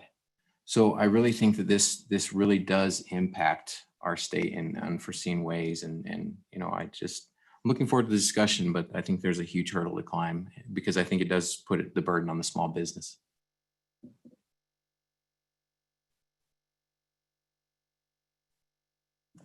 And I think, this is something obviously we've looked at, and I have the chart in front of me that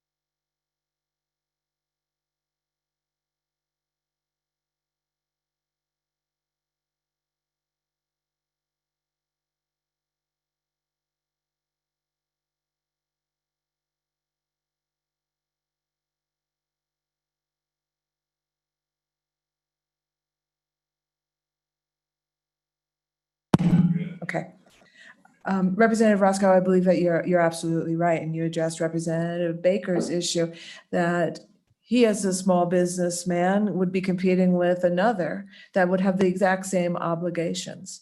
Now, the obligations, if you didn't if you didn't buy sprinkler heads, for example, and all you did was mow lawns, right now you don't pay taxes and you're not involved with the Department of Revenue.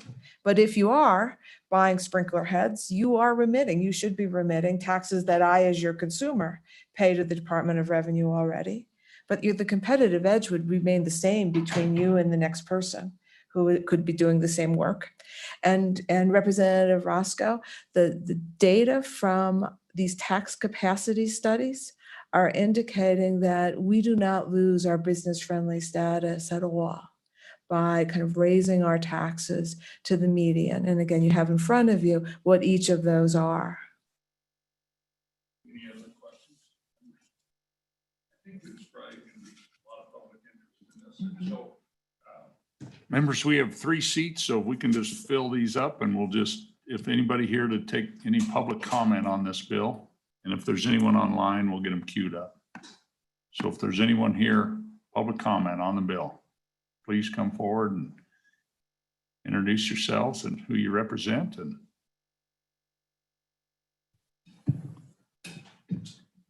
good morning. Good morning. Mr. McGagnon, welcome.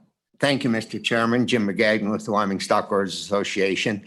Mr. Chairman, you anticipated one of the issues that I would like to address, and that is the veterinary services, because for so many people, that's the equivalent of healthcare. And I'm looking first not at the ag industry, but people in our communities that either don't have children or their children are grown up and gone. They have pets, and those pets receive the same level of health care that they would give to their own children. And so I think there that it seems inappropriate if we're going to exempt health care, and we certainly believe we should, that we don't exempt health care for those animals. Looking more at the agricultural side and the work the veterinarians do out on farms and ranches, some of that is work that we choose to do. There's economic advantage to it. But in today's world where animal care and animal rights even are so predominant, a lot of the work that we call upon our veterinarians to do is being done to show that we care about the livestock, which we do, and we want to ensure that they're maintained in a healthy state and that we're providing the public with a healthy food product. So should this bill move forward, Mr. Chairman, I would ask that you consider deleting that particular item of veterinary services. In terms of the broader bill, we're not prepared to support this bill at this time, but I would say that I think it should be a part of a much broader conversation about where we're going with our tax structure in Wyoming, and sales tax in that discussion needs to be on the table. I think particularly after the year we've gone through this year with the pandemic and that now is not the time for these tax increases, but we certainly recognize that we're going to have to look at how we fund the services that we need or we demand from our state and local governments in the future. With that, Mr. Chairman, I'd be happy to take any questions. I would do one last thing before I conclude. As you may be aware, we're hosting a legislative reception this evening. I want to encourage all the members of this committee to join us if you're able to do so. Well, we appreciate that and appreciate you being here and all your years of service and all you've contributed to this process. So really appreciate you. Any questions for Mr. McGagnon? So thanks for bringing up that veterinary service. Thank you, I Mr. agree. Chairman. Thank you. Okay. Ladies before gentlemen here. Thanks for joining us. Good morning, Mr. Chair, committee members. I'm Betsy Hale. I'm the CEO of Cheyenne Leads, Cheyenne and Laramie County's economic development nonprofit. This morning, I'm also representing the 150 members of the Wyoming Economic Development Association, as well as the board of directors of Cheyenne Leads. The Wyoming Economic Development Association supports tax policy and incentives that allow Wyoming to remain competitive in encouraging ongoing capital investment and primary job creation. The industries that have the greatest impact in our state are those that export a good or service outside of Wyoming and generate a flow of new income through capital investment and the creation and retention of jobs. These industries provide higher than average wages while diversifying and expanding the economic base of Wyoming. House Bill 168 will negatively impact Wyoming's competitiveness in the global competition for business and industry to locate and stay in Wyoming. Since 1992, Leeds owned business parks and the Cheyenne Logistics Hub, formerly known as Swan Ranch, have become the home of 12 businesses receiving economic incentives in the form of land from Cheyenne Leeds. Those companies, including 4 data centers, 3 distribution centers, and 5 manufacturing companies, will all be negatively impacted by House Bill 168. According to an economic impact analysis report recently completed by the Center for Business and Economic Analysis at the University of Wyoming, these 12 companies have an annual contribution to the Wyoming gross domestic product of $217 million. These companies have an annual employment on average of over 4,000 jobs. To boil that down, one manufacturing company, which moved to Cheyenne in 2012, brings over $10 of net new revenue to Wyoming annually for every dollar of incentive the company received in 2012. That family-owned company contributes over $1 million to the state of Wyoming's GDP. Just think, every year that ROI just gets better and better. All 12 counties located in the business parks have generated a positive return on investment for the state of Wyoming in no less than 6 years, and most by year 5. Remember, economic development is a long game. Many of you have already received the data centers in Wyoming document prepared by Cheyenne Leeds opposing House Bill 88. This information is provided to demonstrate the financial impact of data centers that they have had and they will continue to have in our great state.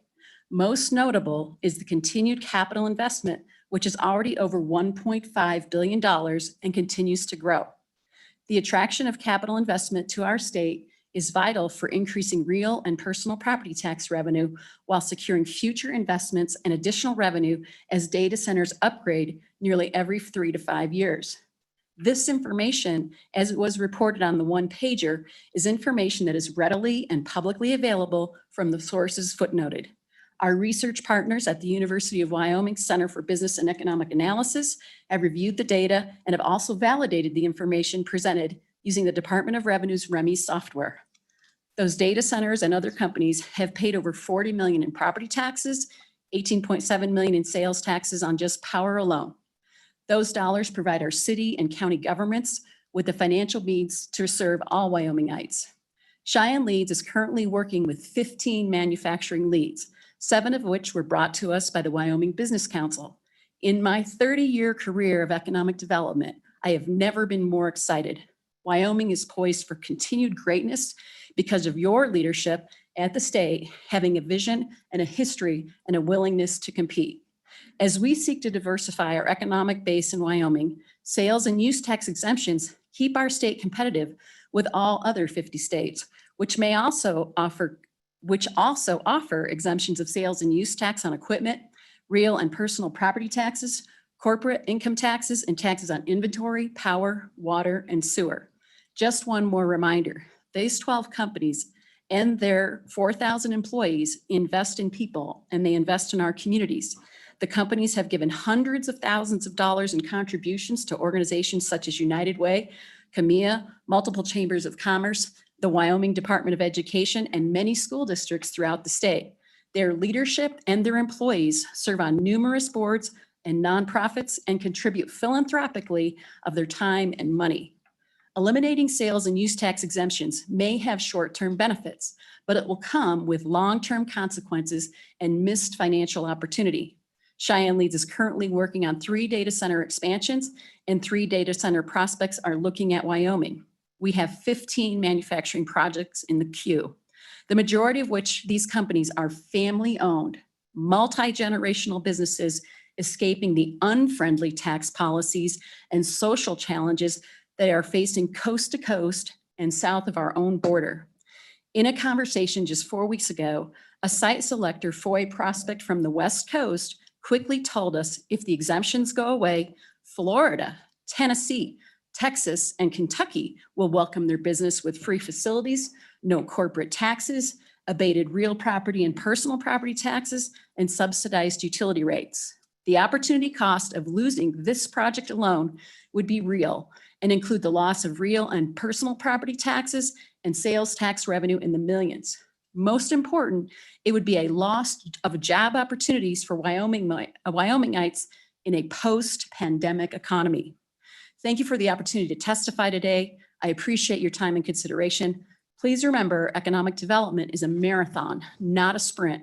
And it is important that we make decisions and take actions with the long-term benefits and the unintended consequences in mind. Okay. Thank you very Ms. much. Hale. Any questions, Representative Ian? And folks, we've got 30 minutes. We're gonna pick this steam up here a little bit. Thank you, Mr. Chairman. I appreciate Cheyenne Leeds coming to testify. So my question is, as we do diversify our economic base, but don't diversify our tax base, we have an increased demand on government services without an increased way to pay for government services. So does Cheyenne Leeds have any suggestions on how we diversify our tax base as we invite people to come move to Wyoming, which again, increases the demand on government services? How would we suggest to pay for those government Ms. Hale? services? Thank you, Mr. Chairman.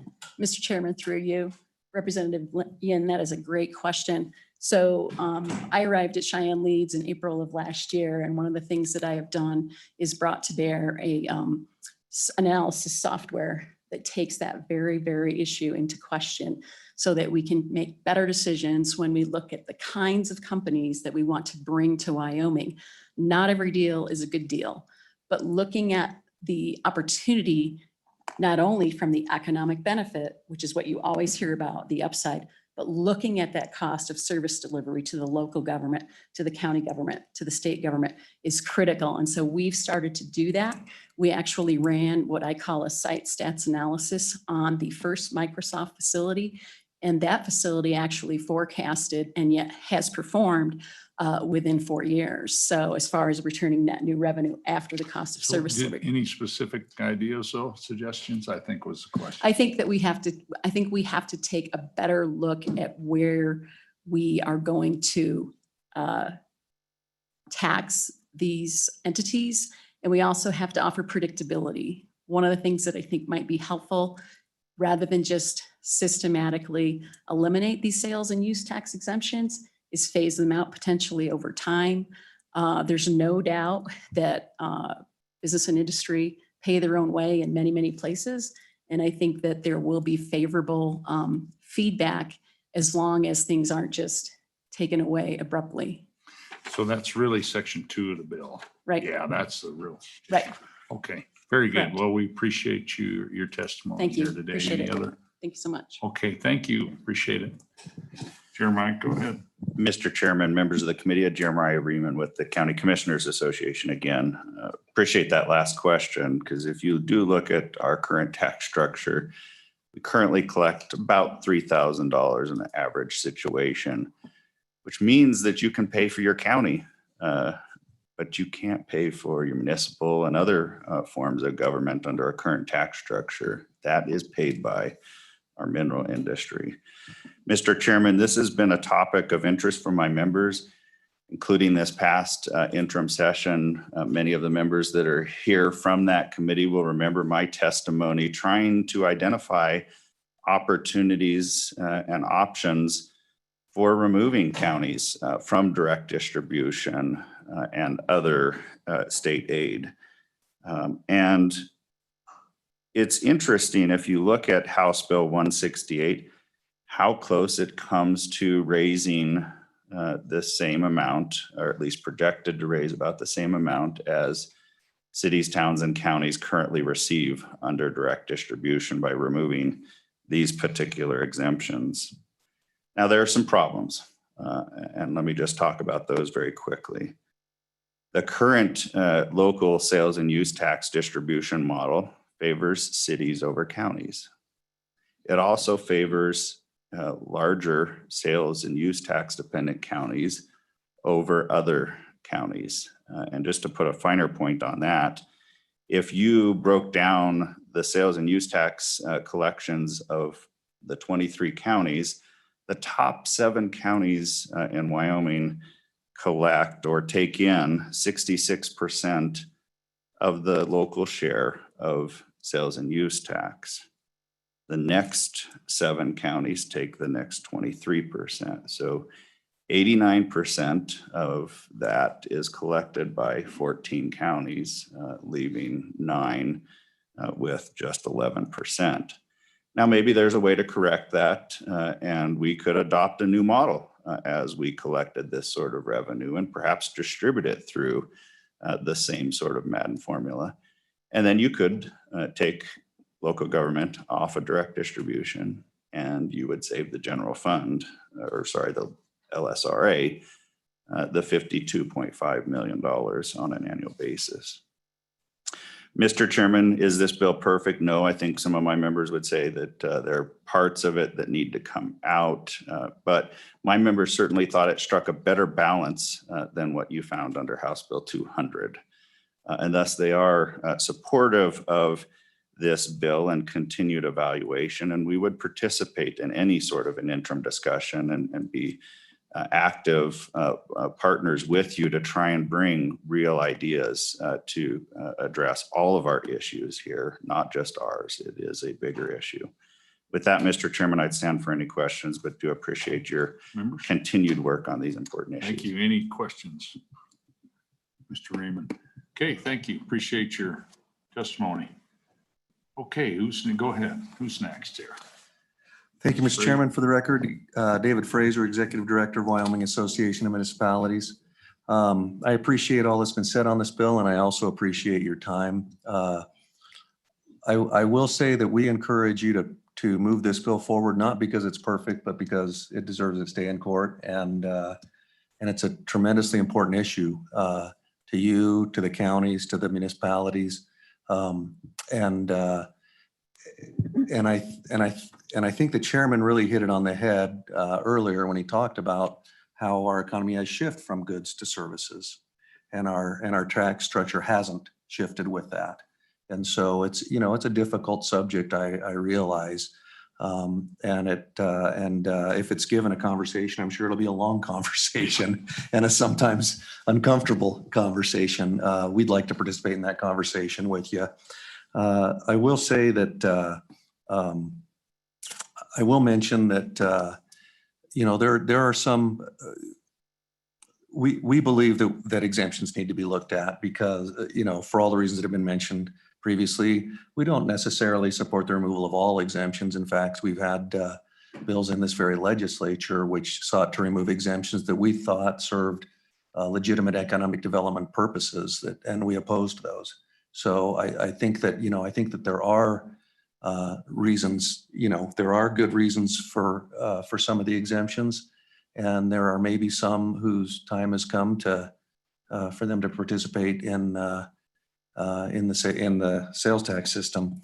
Again, that's not a 20-minute discussion, but I would encourage you to move this forward so that you can continue to have the discussion. Thank you. With that, I'll ask any questions, members of the committee. Okay, appreciate you being here today. Thank you for your testimony. Okay, next, go ahead, Mr. Jensen. There, thank you. Thank you, Mr. Chairman, members of the committee. My name is Bob Jensen. I'm a Government Affairs Representative for Holland and Hart, today representing 2 entities, the Jackson Hole Mountain Resort and the Alliance of Wyoming Manufacturers. We're in opposition to this bill, but to the previous testimony, we would encourage a continued conversation around these topics. Both of these organizations are not opposed entirely to the reduction or the removal of or the addition of services to be taxed, but there is an issue of business competitiveness, and it's been mentioned here in previous testimony, and it's a big issue for a number of industries. From the perspective of recreation, you mentioned golf courses, other entities like ski areas. They're competitive, and sometimes they're destination areas, as in Jackson, and most ski areas are. But there's a lot of competition in ski areas, and there's a big reason to try and keep those recreation opportunities competitive with the other options that are there in other states primarily. So we would oppose particularly Section D of this that includes the recreation options there. Now from the perspective of manufacturing, manufacturing is a cornerstone industry for our state. I sent some information to you yesterday that sort of summarizes some of the things on manufacturing. I'm sure that you certainly got to it among the 500 emails you received yesterday. But just to be brief, the report that comes out that summarizes the results of the exemption for equipment purchases that are used in manufacturing is a good report, but it's incomplete in that it does not look at the other taxes that are paid by this industry in Wyoming. This industry is a substantial industry in Wyoming. It's over 6% of the private sector GDP. It's in the top 5 of industries in Wyoming, and it employs about a little over 12,000 people, significant payroll, well-paying jobs, benefited jobs. And so there's 2 aspects to the exemption that I think are important. One of them is, as Ms. Hale spoke to, the incentive piece for attracting new manufacturing businesses to the state is important. Most other states that have a sales tax have a system where they incent some sort of exemption for sales tax or other taxes for manufacturing to be in their state. We have companies, and there's some people on the phone that will, or on the Zoom call that from existing Wyoming manufacturers that will talk to this. We're getting recruited all the time. Other states are contacting our manufacturers to get them to move to their states. So it's a national market, it's a regional market, national and global market that we need to be competitive with. But what's equally important is the existing manufacturing companies that are here, and the ability for them to continue to make capital investments and grow their businesses and continue to employ is really important. So increasing the tax on this is a tax increase for them, and it keeps them from being as competitive as they could be. Section 2 is the part that is a problem for us. You've already voted.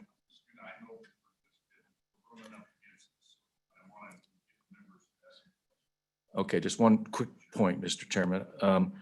The capital investment from just a few of our members that responded to a request was $66 million. Of that, 3.9 million was, if it was all exempted, which all of it isn't, would have been about $3.9 million in foregone sales tax, compared to almost $10 million of property tax that was paid in the same period. So it's a return on investment of almost 3 to 1. Thank you. Ed, the way we tax that property like that is really a serious disincentive. I mean, I think we got to talk about all these issues, but I just really appreciate your testimony. Any questions, Mr. Jensen? And I know we got a lot of folks I think want to testify, so really appreciate you being here today and your comments. I'm going to move to Ms. Delancey. Thank you, Mr. Chairman, members of the committee. My name is Cindy Delancey. I'm here on behalf of the 300 members of the Wyoming Business Alliance. We stand in opposition to House Bill 168 for many of the reasons that my colleagues have already articulated. So I don't want to belabor that, as I know time is short. I just want to emphasize a couple points, specifically the point that Representative Hallinan made. Passing this bill amounts to a tax increase on consumers. And really the money that the cost just will end up getting passed along to at the end of the day, the consumers. And we're at a time where our consumers can't handle anymore. This year has been horrible for all of us, our businesses, our consumers. Everyone has felt the pain of this. The Business Alliance certainly supports a larger holistic discussion long-term about our tax policy in Wyoming. However, this bill we don't see as a vehicle to accomplish maybe perhaps where we need to go. And finally, just related to the tax capacity discussion, and we certainly appreciate the work of Representative Conley, just because we can doesn't mean we should. So for those reasons, I ask that you oppose House Bill 168. Thank you, Mr. Chairman.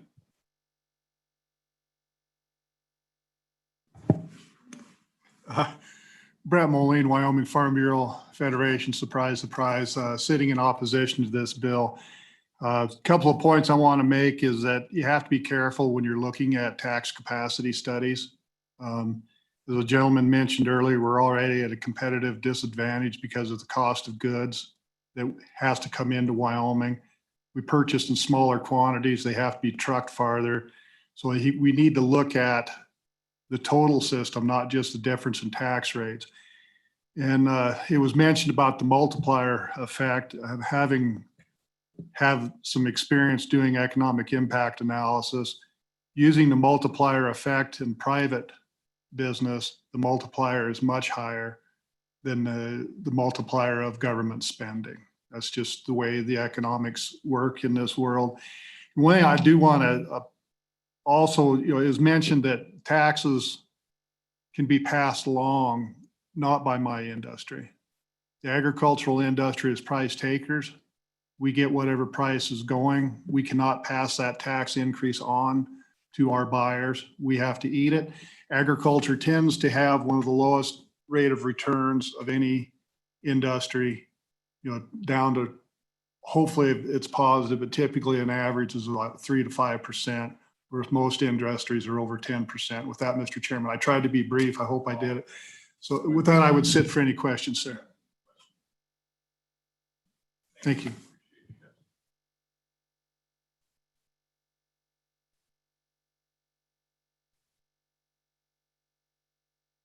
And I represent about 500 CPAs around the state that deal with hundreds, if not maybe thousands, of small business clients. We are opposed to this legislation, and there's a few reasons. One, the transactions involving professional services are different from over-the-counter type of sales, which makes administering these types of taxes very difficult. Professional services, such as those by CPAs, are complex as to determining where is the point of the transaction sourced. Once sourcing is understood, varying rules and rates can come into play and make the sales tax compliance even more complex. An example, confusion can arise when a service provider is located in a state that applies tax based on the services performed, but the consumer is located in a state that applies tax based on where the benefit is received. So, and this applies to a lot of our CPA firms who are doing tax services and audit services across state lines. Many services can also be outsourced overseas, which then complicates matters even further.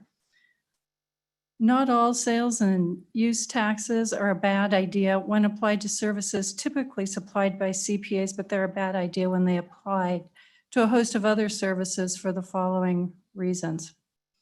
There is discrimination against small and emerging businesses.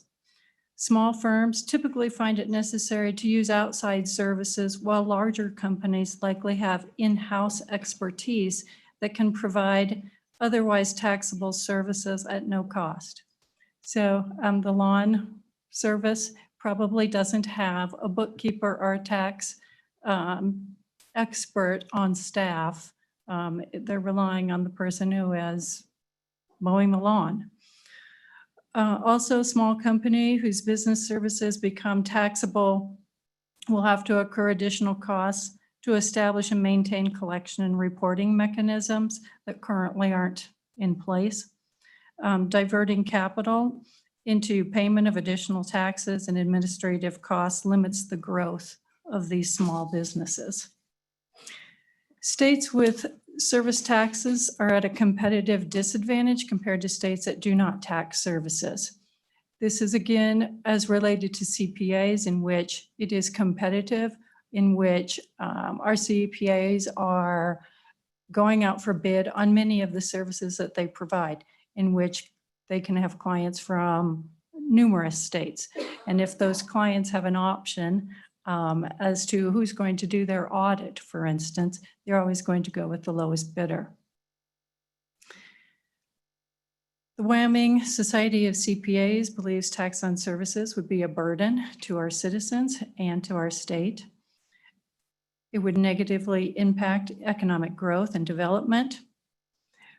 It should also be noted that there have been some states, such as most recently Florida and Michigan, that have attempted to tax a broad range of services, only to quickly repeal them in part due to the complexity of the administration noted above. So in conclusion, I want to thank you for your time, but we are not in support of this bill.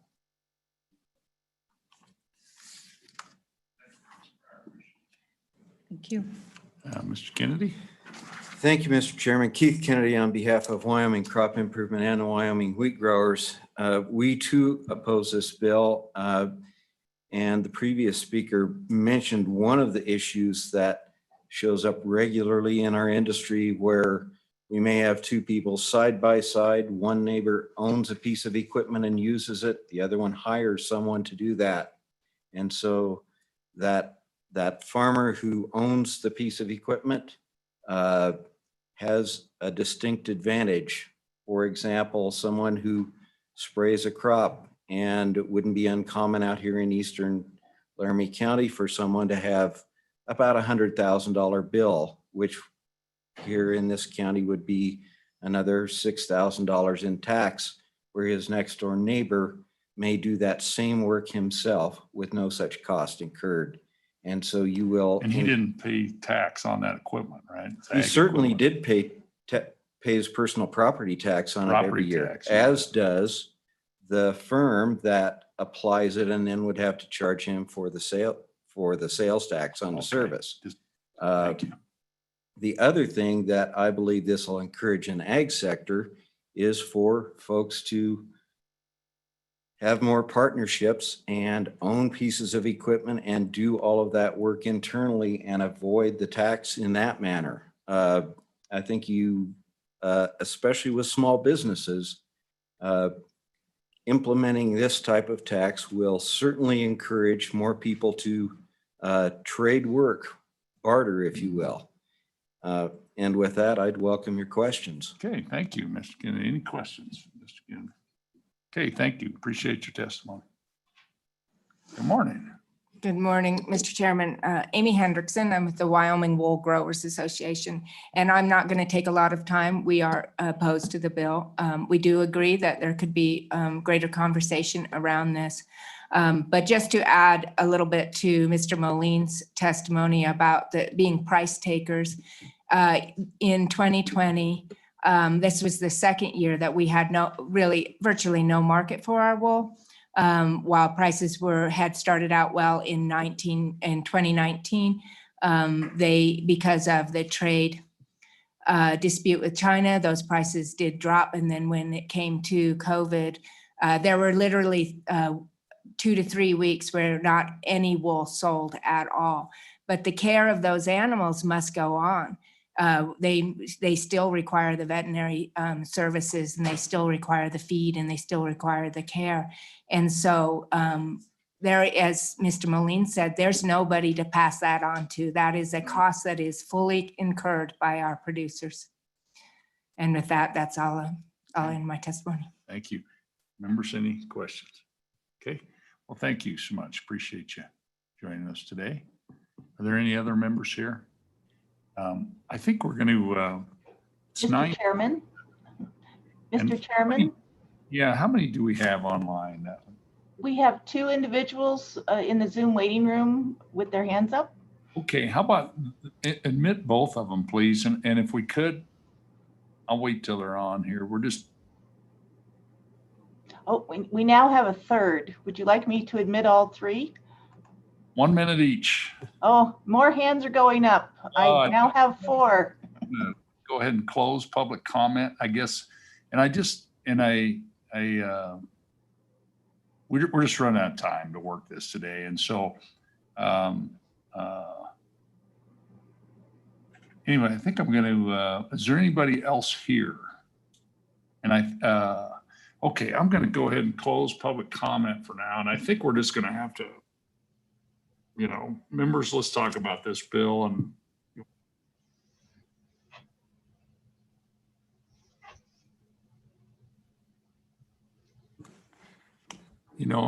our issue is, we probably got another half hour of testimony.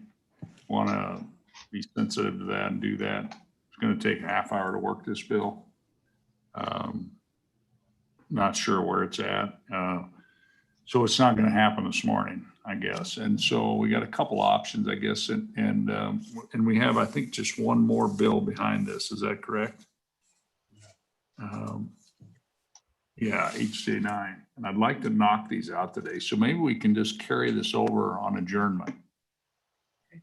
And I think if folks who are out there, and I think if you've heard, if something's already been said, you can just get on and say, boy, I agree with, Mr. Kennedy, everything he said or something. It could be really quick, or Mr. Moline or whoever, Mr. Riemann.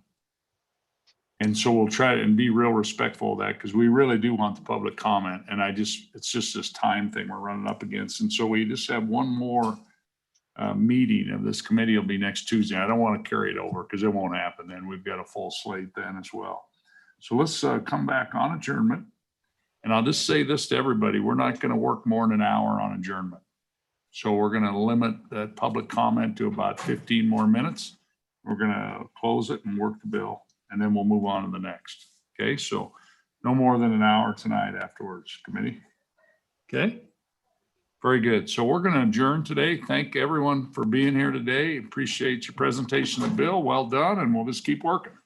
Okay, thank you all.